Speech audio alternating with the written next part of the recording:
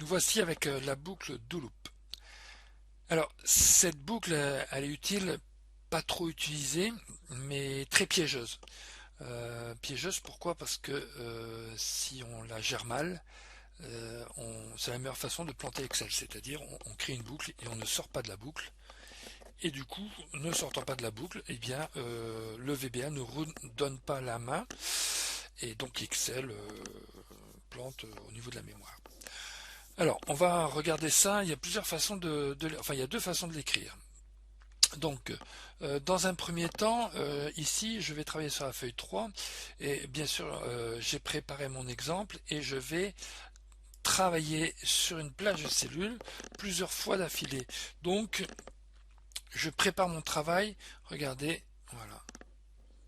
J'ai identifié une plage de cellules sur laquelle je vais écrire le résultat de ma boucle. Mais si je relance à chaque fois, je veux nettoyer la plage de cellules, c'est-à-dire si par exemple je mets voilà, ok, hop, je suis là, F5, je nettoie la plage de cellules. Vous voyez, je m'arrête au B. Donc là, pour éviter de supprimer à la main à chaque fois. Souvent on a des petits travaux préparatoires. Maintenant, je voudrais remplir une plage de cellules. Voilà. Donc, je sais pas, jusqu'à 10, par exemple. Value égale 1. Voilà, c'est tout bête. F5, ok. Bon, le problème, c'est qu'à chaque fois que je vais lancer la procédure, je vais toujours avoir la même chose. Donc, j'aimerais, pour l'exemple du do loop, que ici, cette plage de cellules soit remplie de façon aléatoire. C'est-à-dire, je ne sais pas à l'avance, je connais le point de départ à l'avance, mais je ne connais jamais la fin. D'accord? Donc ça pourrait être une liste de factures. La première ligne, elle commence à la ligne 1, la dernière, on ne sait jamais à quel état d'avancement est le fichier. Donc on va ici simplement créer une petite fonction aléatoire très pratique. Donc je fais un copier-coller parce que ça ira plus vite que la saisir. Donc je vais la mettre entre les deux. Donc avant d'identifier le numéro de ligne, je vais le calculer de façon aléatoire. Donc en fait c'est la fonction RND. Elle génère ici une valeur comprise entre 0 et 0,1, voilà, de façon aléatoire. Donc des décimales. Moi je veux un entier, int, fonction entier. Donc en l'écrivant de cette façon, je suis sûr d'avoir une valeur comprise entre 10 et 3. Donc, entre 3 et 10, donc je vais pouvoir ici avoir une valeur, un numéro de ligne, tiré de façon aléatoire. Bon, je sais pas, jusque 100 et ainsi de suite. Donc ça, le résultat de cette double fonction, je le mets dans une variable. J'enlève le numéro de la ligne. Et ici, je vais mettre, qu'est-ce que je vais mettre? Eh bien, la concaténation et ma valeur aléatoire. Donc, j'entre bien dans la plage de cellules A1, B200. Ok, on y va, F5. Voilà, re-F5. Vous voyez? Donc, c'est pour ça que je suis obligé d'effacer. D'accord? Autrement, si ma numéro de ligne aléatoire n'est pas supérieur à l'action précédente, je ne vois rien. Voilà, vous voyez? Donc, ça marche très bien. Je pourrais mettre après des chiffres beaucoup plus importants. Voilà. Donc voilà le but à atteindre. Donc à partir de là, je vais pouvoir commencer à vous faire la présentation du do loop. Pourquoi? Parce qu'en fait, je vais créer une boucle qui regardera si la cellule est encore pleine ou vide. C'est-à-dire, tant que la cellule est pleine, je continue. Dès que la cellule est vide, je m'arrête. Donc très pratique quand on ne connaît pas la fin du tableau. Enfin, quand la fin du tableau est aléatoire. Ok, donc on va commencer par le do. Donc bien sûr, on va mettre le loop. Et ici, on va mettre le while pour instruire.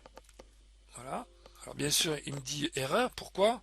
Parce que voilà, je dois faire une condition. Alors je mets A égale A, ce qui ne veut strictement rien dire. Surtout ne pas lancer la boucle à ce niveau-là, parce que je pourrais ne jamais m'arrêter. Mais je mets ça pour éviter le message d'erreur. Donc, en fait, je vais ici, dans la cellule, qu'est-ce que je voulais faire? Oui, dans la cellule A1, je vais compter, voilà, je vais compter le nombre de cellules remplies. Hop. Donc je le dis ici. Hop. Donc A1 est égal à lui-même plus 1. Tout simplement. Donc maintenant, ici, ce qu'il faut bien retenir, et je vais le mettre en commentaire, de manière à ne pas l'oublier, tant que la condition est vraie, la boucle continue. Donc tant que cela est vrai, la boucle continue. Donc là, en l'occurrence, si je lance la boucle, elle ne s'arrêtera jamais parce que A est bien égal à A. Tout simplement. Ok. Alors maintenant, on va peut-être mettre une condition réaliste. Donc je vais devoir dire, est-ce que la ligne, d'accord, enfin la valeur de la cellule, tant qu'elle est différente de rien, je continue. D'accord? Donc ça veut dire que tant qu'il y a quelque chose dedans, je continue. Alors bien sûr, ce ne sera pas toujours 1. Donc ça sera la 3, la 4, la 5. Donc j'ai besoin de quoi? D'un numéro de ligne. Donc ce numéro de ligne, il faut que je le calcule. Bon, ça, vous savez le calculer, on l'a déjà fait juste au-dessus, hein, c'est identique au compteur. Je crois qu'on avait fait déjà un compteur ici, voilà. Ben voilà, vous voyez, j'ai un numéro de ligne dans le for each, voilà, un petit copier-coller. Ok, je le mets là. Ok. Donc, ici, donc ce numéro de ligne, je vais le mettre à cette place. Donc n'oubliez pas le caractère de concaténation. Ok. Bon, attention. Ici, mon numéro de ligne commence à rien du tout. Donc vide, 0, et après commence à 1. Donc si ici, attendez là, j'en ai mis beaucoup trop. Voilà. Si ici c'est 1, je vais être ici. Donc elle est vide. Donc elle est égale à vide, donc je vais tout de suite sortir de la boucle. Non, je ne teste pas celle-là, je teste celle-ci. C'est bien la ligne 3. D'accord? Et je sais que je commence à 3 parce que ici je le dis.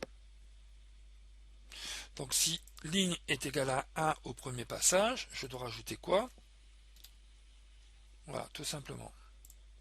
Donc 1 plus 2 égale 3, je devrais démarrer ici au lieu de démarrer ici. Ok, donc ici, enregistrer impérativement, CTRL S.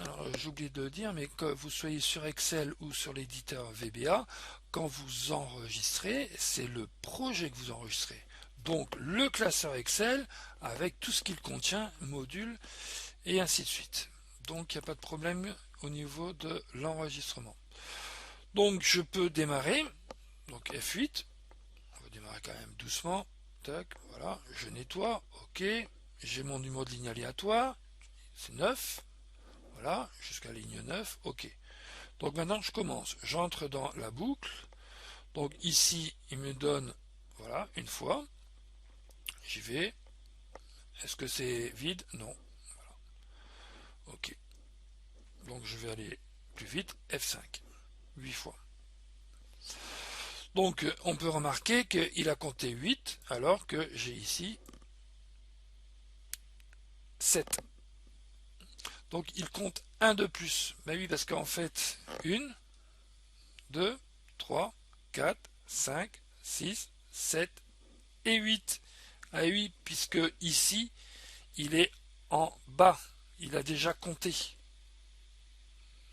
Donc il a compté 8 fois avant d'arriver ici. Donc ça, il faut le prendre en compte. On peut faire l'inverse. Alors, je vais reprendre la totalité. CTRL C. Et je vais le mettre plusieurs lignes en dessous. Voilà. Alors ici, la différence, c'est qu'au lieu de faire mon test en bas, c'est-à-dire en bas de la boucle, je vais le faire à l'entrée de la boucle. Et vous allez voir la différence. Alors, pour bien comparer, je vais changer les colonnes. Donc ici, je vais toujours tester sur la colonne A, ce qui est normal. Par contre, le résultat, je vais le mettre dans la cellule B. Voilà. Attention, il faut peut-être que je réinitialise certaines valeurs. Pourquoi? Parce que ici, numéro de ligne, il sera déjà égal à une certaine valeur en fonction du premier traitement. Donc, num ligne, je mets quoi? Je mets 1. Voilà. 1 plus 2 égale 3. Donc, je reviens ici sur la première ligne. Je n'ai rien d'autre à réinitialiser. Je vérifie. Non. Ok. Donc, CTRL S, toujours enregistré. Donc, je mets un point d'arrêt. Alors, pour mettre un, parce que là, le début, on l'a déjà testé, ça fonctionne. Donc, je vais mettre un point d'arrêt ici. Vous cliquez sur la zone grisée ou F9 au niveau du clavier. Donc du coup, comme j'ai un point d'arrêt, je peux faire F5 et je m'arrête maintenant sur cette instruction pour, vous voyez, numLigne est égal à 9. Je reprends, voilà. Donc ici, numLigne est égal à 1, donc je repars au départ. Je suis sur la première cellule, donc elle n'est pas vide, donc j'entre dans la boucle et je compte. Voilà, donc je termine F5 et là j'ai 8. D'accord? Donc voilà comment on peut maîtriser et aussi faire des erreurs, c'est-à-dire le do loop, d'accord? Donc soit vous traitez tant que c'est égal, d'accord, tant que la condition est vraie, mais ici, soit vous le faites en sortie de boucle, ce qui va incrémenter une valeur en sortie de boucle, soit vous le faites en entrée de boucle, ce qui est plus... Voilà. Ok, donc on a fait celle-ci, je vais vous montrer l'autre façon de traiter le do loop.